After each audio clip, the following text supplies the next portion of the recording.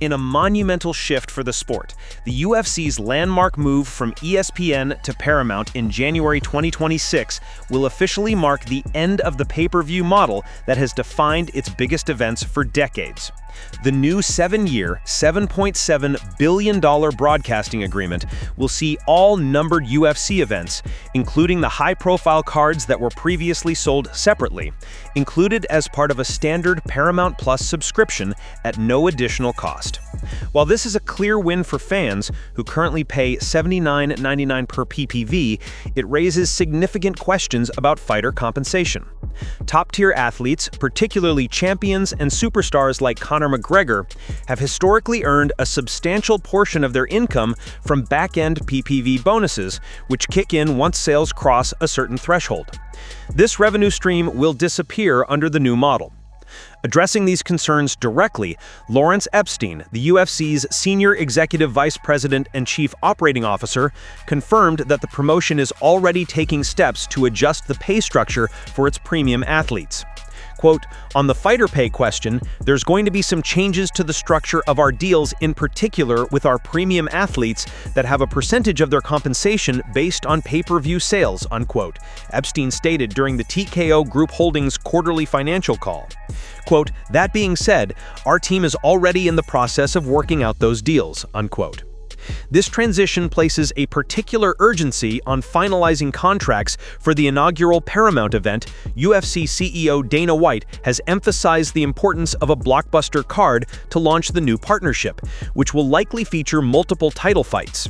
The athletes in those bouts will be among the first to compete under the new financial terms. Regarding overall fighter pay, Epstein reiterated a previous commitment from White that athletes should expect to see an increase, though he did not provide specific figures. He framed the increase as being in line with the company's historical financial margins, suggesting that while fighter pay will rise, it will not dramatically alter the UFC's highly profitable business model. The Paramount deal represents a massive revenue increase for the promotion, effectively doubling its previous broadcast revenue from ESPN. Quote, "As Dana White said, there's going to be an increase in fighter pay. There's no doubt about that. We feel like it's going to be in line with what will be consistent with the margins that we've maintained over the last several years," unquote. As the industry watches closely, the UFC's success in navigating this historic transition, satisfying its fan base with a more accessible product while fairly compensating the fighters who drive its success, will define its new era under the Paramount banner.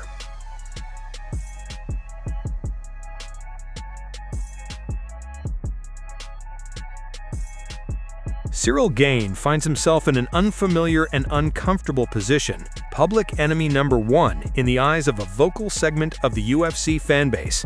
The French heavyweight's accidental eye poke against Tom Aspinall at UFC 321 last month brought a jarring and unsatisfying end to the pay-per-view's main event, leaving the heavyweight title picture in disarray and casting a long shadow over his own reputation. While the unfortunate incident resulted in a no contest after Aspinall was deemed unable to continue, the backlash has been swift and severe. Despite some misplaced criticism directed at the champion for not fighting through the injury, the bulk of the fan fury has landed squarely on Gane. This sentiment was echoed by UFC legend Boss Rutten, who publicly criticized Bong Gamin for the foul. Now, as Gane begins his preparations for an inevitable rematch, this frustration has spilled over into his social media comments. In a recent Instagram post captioned "Back to the Grind," Gane shared a video of himself sparring, a clear signal that he is readying himself for the rebooked title fight that UFC President Dana White announced immediately after the controversial event. However, the online response was less focused on his training and more on the memory of the fight's ending. The comment section was flooded with angry fans making pointed references to the eye poke. Accuses of cheater were mixed with taunts like, "Without your cheating with your fingers, you would have been KO'd first round." Others used sarcasm, noting that "no risk of eye poke with these gloves," and "are the fingers up under those gloves?" The overarching message was clear. A significant portion of the audience has not forgiven him for the anticlimactic conclusion. Yet it wasn't a universal condemnation. Gane still boasts a loyal following, with supporters using the same post to champion his skills and predict his ultimate victory. Comments calling him the uncrowned champ and asserting that Gane will be the HW champ provided a counter-narrative, praising him as a striking master and directly challenging Aspinall with taunts like, "Tom Aspinall, you ready?" As Aspinall continues his recovery, the division remains on hold. The stage is set for a highly charged rematch, one that will not only determine the undisputed heavyweight king, but also serve as a referendum on Gane's legacy. He now carries the dual burden of preparing for an elite opponent while also fighting to win back the court of public opinion.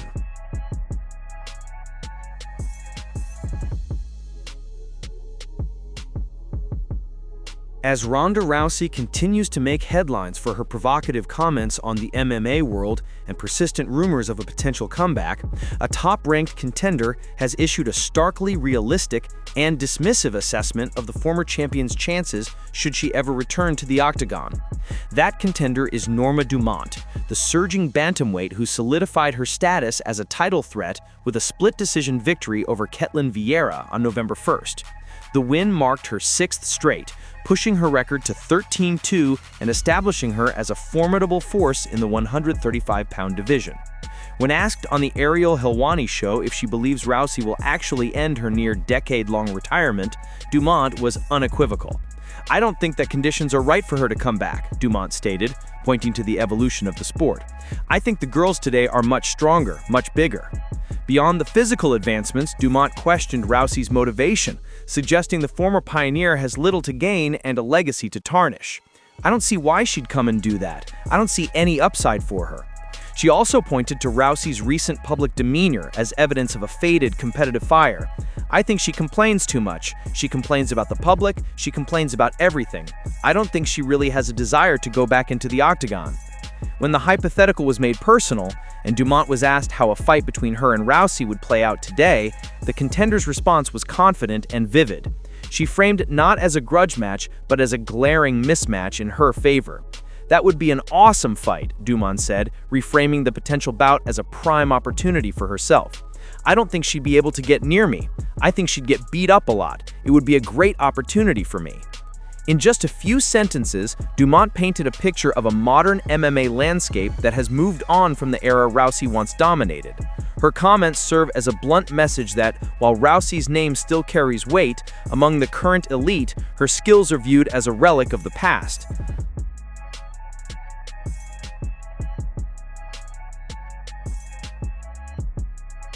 Alexander Volkanovski continues to prove he's a man of many talents. Fresh off a surprise rap performance with Jelly Roll in front of a captivated Sydney crowd, the UFC featherweight champion is once again the talk of the combat sports world. But while casual fans marvel at his versatility, the pressing question for die-hard followers remains: who will stand across from him when he finally returns to defend his throne?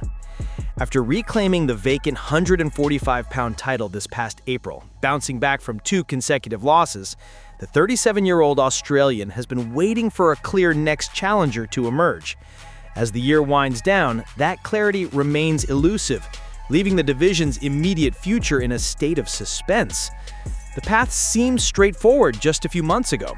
Before a Fight Night event in Abu Dhabi, UFC CEO Dana White had all but anointed the undefeated Movsar Evloev as the next contender, contingent on him securing a victory. However, an injury forced Evloev out of his scheduled bout, throwing those plans into disarray and leaving the title picture in limbo. With Volkanovski now targeting a 2026 return, MMA analysts have been left to dissect the narrowing field of potential opponents. During a recent deep dive, commentators John Anik and Kenny Florian acknowledged that a planned December title fight for Volkanovski had fallen through, prompting the inevitable debate over who is most deserving. Anik floated the name of the red-hot Diego Lopez, and Florian agreed the matchup was quite possible. However, Florian personally championed the case of 4th-ranked contender Lerone Murphy, emphatically stating, "I think that's the guy."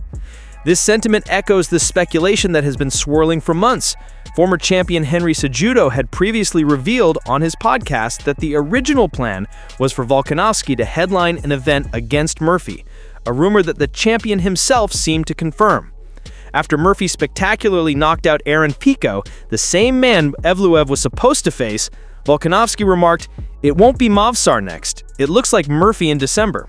Even Dana White appeared to endorse this direction. But the volatile nature of the fight game intervened once again. In a stunning performance, Diego Lopes violently stopped Jean Silva, catapulting himself back into the top of the contender conversation and demanding a second look. This created a compelling dilemma for the UFC. Does the promotion reward the steady, impressive rise of Lerone Murphy, or does it capitalize on the explosive momentum of Diego Lopes? Murphy, for his part, has handled the uncertainty with a cryptic confidence, tweeting, "Some of us take the stairs, some take the elevator. Either way, same destination." When a fan expressed hope for a February title shot, the English fighter replied, "Me too, but it will come in due time." For now, Alexander Volkanovski waits, the featherweight crown secure on his head, as the UFC decides which contender will finally get the call to challenge the rap-performing, multi-talented king.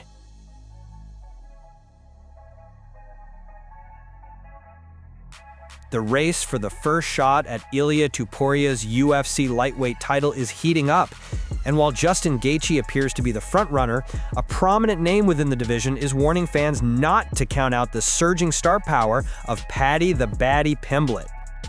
Since his stunning knockout of Charles Oliveira to capture the crown at UFC 317 in June, Topuria has been the center of intense speculation regarding his first title defense. The scene was set for a major rivalry immediately after his victory, as El Matador and Pimblett engaged in a heated face-off that required security intervention, instantly marking the Liverpudlian as a potential future challenger. Adding his voice to the debate, former title challenger Michael Chandler recently broke down the high-stakes dilemma on the Ariel Helwani show. While Chandler personally leans toward the seasoned veteran, he acknowledged the compelling, if controversial, case for Pimblett. "I've already gone on record and said Gaethje," Chandler stated, "but ultimately, there's a lot of different arguments you can make. Paddy has never had a title shot. Paddy is newer. Justin Gaethje has proven himself against the toughest guys in the world." Chandler highlighted the classic conflict facing the UFC matchmakers, the deserving contender versus the blockbuster draw. Fight after fight is fight of the night, fight of the year, but he has had a couple of title shots, a couple of opportunities here and there, so it's a tough one. I'd like to see it go to Gaethje, but then again, I would not be surprised whatsoever if it's Paddy versus Ilia. The decision carries significant weight, especially for Gaethje. The former interim champion has publicly staked his career on the outcome, vowing to retire if he is passed over for the title shot. His manager, Ali Abdelaziz, has confirmed that this is not an empty threat, raising the stakes considerably. Pimblett, meanwhile, is riding high from the biggest win of his career, a third-round TKO victory over Michael Chandler himself back in April, and has declared his readiness to fight for the belt. While Gaethje and Pimblett seem to be the two primary candidates, the landscape could still shift, depending on the outcome of Arman Tsarukyan's upcoming bout against Dan Hooker on November 22nd.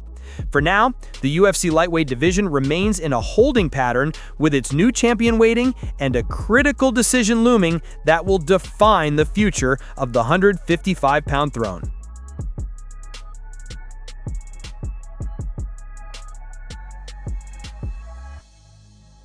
The chaotic state of the UFC's heavyweight division has found a new, vocal critic from its recent past, as former two-division champion Jon Jones broke his silence with a scathing assessment of current title holder Tom Aspinall. The catalyst for Jones's comments was the unfortunate and abrupt conclusion to UFC 321, where Aspinall's first undisputed title defense ended in a no contest after a series of accidental eye pokes from Ciryl Gane left the champion with compromised vision, an injury so severe that his team reports he still cannot see clearly from one eye. While the promotion is expected to book an Aspinall-Gane rematch for 2026 once the champion recovers, the event's anticlimactic finish opened the door for criticism. Jones, whose retirement in June paved the way for Aspinall to claim the undisputed crown, had been uncharacteristically quiet following the event. That silence ended during a recent appearance on the No Scripts podcast, where the former champion offered a brutally honest and technical dismantling of Aspinall's skill set. "I feel Tom's a great athlete, but I feel he's a one-trick pony," Jones stated, not mincing words. He then delved into a pointed critique, arguing that the British fighter's grappling credentials are not what they seem. "I believe that his wrestling and jiu-jitsu is incredibly overrated." According to Jones, Aspinall's striking arsenal is dangerously limited. "He has a beautiful 1-2, I gotta learn a lot about his patterns in his last fight. A beautiful 1-2, and that's about it," Jones analyzed. He further suggested that even in the brief stand-up exchanges before the fouls occurred, Aspinall was being outmaneuvered. "He couldn't touch Ciryl Gane at all, that's how I felt. Gane was just getting warmed up. Gane's hands were down, bouncing around all over the place. One-trick pony." These comments from Jones add a compelling layer of intrigue to the division's uncertain future. The legendary fighter himself is eyeing a potential return on the coveted White House card next year, confident he can persuade UFC CEO Dana White to book him as the headliner. For now, however, the heavyweight landscape remains in a state of suspended animation. With Aspinall sidelined indefinitely and a champions rematch looming far on the horizon, the division is left with more questions than answers, its present defined by injury and its recent history still colored by the sharp opinions of a retired king.